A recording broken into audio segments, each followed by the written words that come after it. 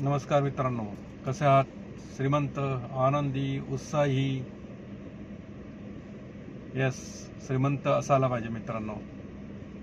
कारण श्रीमंती आणि गरीब मधला फरक मित्रांनो काय आहे? हे नुसते पैसा नाही मित्रांनो. आपण म्हणतो श्रीमंती मनाची श्रीमंती आहे, पैशाची श्रीमंती आहे. बरोबर आहे मित्रांनो. मनाची श्रीमंती चांगली गोष्ट आहे, पण मनाची श्रीमंती पैशाचं काम नाही करू शकत. त्यासाठी पैसाच असावा लागतो. मित्रांनो, आपण बघितलेलं आहे, बऱ्याच जणांकडे बरीच संपत्ती असते. एक गावात छोटंसं दुकान असतं, पण त्यांच्याकडे संपत्ती भरपूर असते. त्यांना कारण काय आहे मित्रांनो? नुसतं मेहनत करून, आपण म्हटलं तर मेहनत करून पैसा मिळवला जाईल, ती गोष्ट शक्य नाही. नुसतं मेहनतीनं जर पैसा मिळाला असता तर मजुरांकडे जास्त पैसा असता.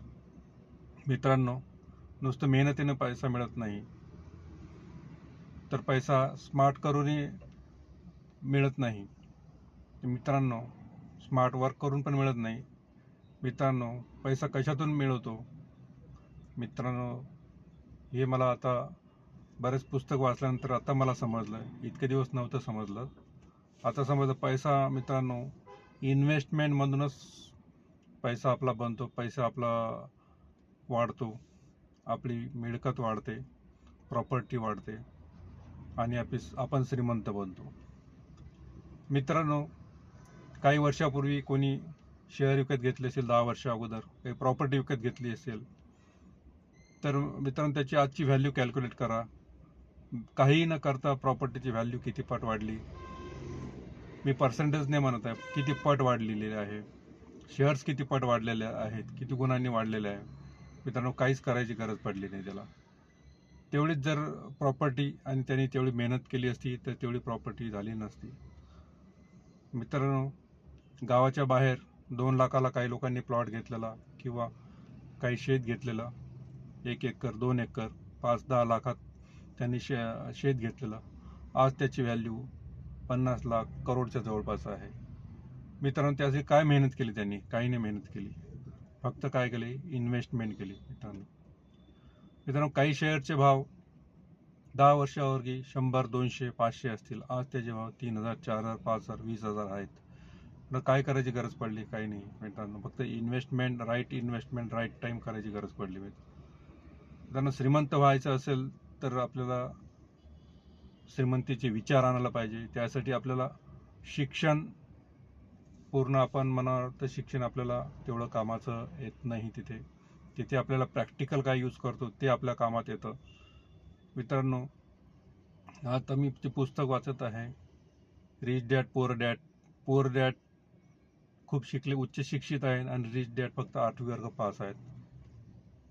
उच्च शिक्षित वडील आहेत, त्यांच्याकडे जास्त पैसे नाहीत, पण जे कमी शिकलेले आहेत त्यांच्याकडे खूप पैसा आहे. कारण त्यांनी पैसा, मालमत्ता कमवली, इस्टेट कमवली. त्या इस्टेट, मित्रांनो, रिच डॅड काय शिकवतात तर आपल्याला आपला पैसा आपल्यासाठी काम करायला पाहिजे.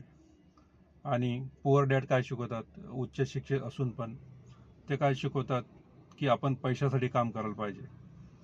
आपण मित्रांनो कर्ज घेतो आणि आपला खर्च वाढला म्हणून आपण त्यासाठी आपलं इन्कम वाढलं पाहिजे, पगार वाढला पाहिजे याची वाट पाहत बसतो. पण रिच डॅड काय करतात तर खर्च वाढवतात, त्याबरोबर त्यांनी मालमत्ता पण वाढवतात, प्रॉपर्टी वाढवतात. त्यामुळे मित्रांनो, खर्च त्या वाढलेल्या प्रॉपर्टीच्या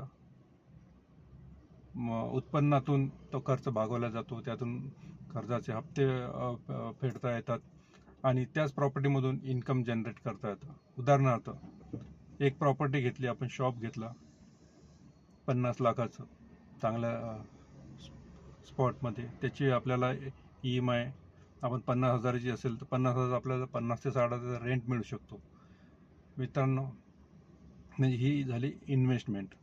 आपण काय घेतो? घर घेतो, 50 लाखाचं, 75 लाखाचं, 1 करोडचं, आणि त्याची आपण लाख रुपये EMI भरतो. म्हणजे ती EMI भरायसाठी आपल्याला इन्कम वाढवावा लागतो. नोकरीतून किंवा व्यवसायातून एवढा प्रॉफिट होत नाही की तेवढा आपण EMI भरू शकू. पण मित्रांनो, जर तीच प्रॉपर्टी आपण शॉप घेतली आणि रेंटवर दिली तर त्यातून जो उत्पन्न मिळतो त्या उत्पन्नातून आपण त्या EMI सहजपणे भरू शकतो आणि त्या प्रॉपर्टीची व्हॅल्यू वाढणार ते वेगळीच. म्हणून मित्रांनो, गरीब आणि श्रीमंतातला हाच एक फरक आहे की श्रीमंत माणूस मालमत्ता वाढवतो, तर आपण गरीब माणूस आपलं कर्ज वाढवतो आणि कर्जाचे हप्ते फेडायसाठी इन्कम वाढवण्याचा प्रयत्न करतो. तर मित्रांनो, जर आपल्याला श्रीमंत व्हायचे असेल तर आपल्याला इन्व्हेस्टमेंट वाढवावं लागेल, मालमत्ता वाढवावं लागेल, प्रॉपर्टी वाढवावं लागेल. त्यातूनच आणि तीच प्रॉपर्टी आपल्यासाठी इन्कम जनरेट करेल, तो पैसाच आपल्यासाठी काम करेल मित्रांनो. तरी आपल्याला ही मानसिकता बदलायला पाहिजे. म्हणून मित्रांनो, आपली मालमत्ता वाढवायची, त्यानंतर खर्च वाढवायचे, हीच मला आज सांगतो. धन्यवाद.